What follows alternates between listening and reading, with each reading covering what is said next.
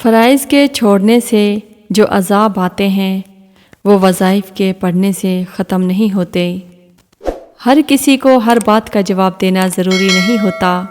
بہت سی جگہ پر واقعی دل بڑا کرنا پڑتا ہے، درگزر کرنا پڑتا ہے۔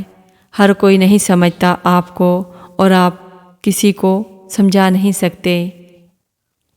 خاموشی نامناسب سوالوں کا بہترین جواب ہے اور مسکراہٹ ہر حالات کا بہترین رد و عمل ہے۔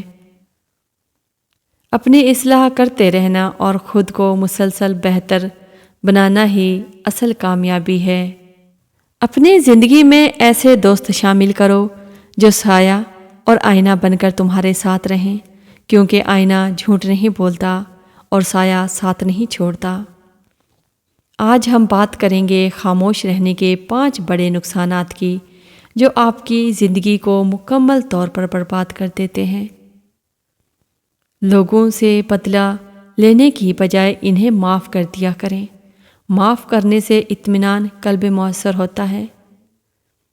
خاموشی آپ کو ایک کامیاب انسان بنانے میں مدد کرتی ہے۔ لوگ آپ پر رعب اور دبدبہ چلائیں گے کیونکہ وہ جانتے ہیں کہ آپ نے لڑ نہیں سکتے۔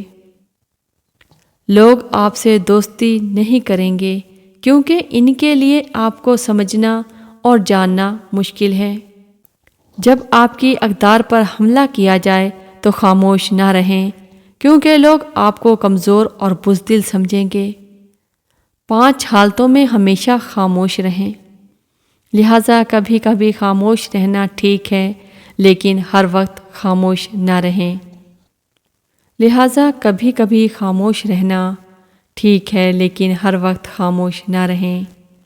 جب کوئی آپ کی زندگی کے کچھ واقعات جذباتی طور پر شیئر کر رہا ہو تو خاموش رہنے کی کوشش کریں۔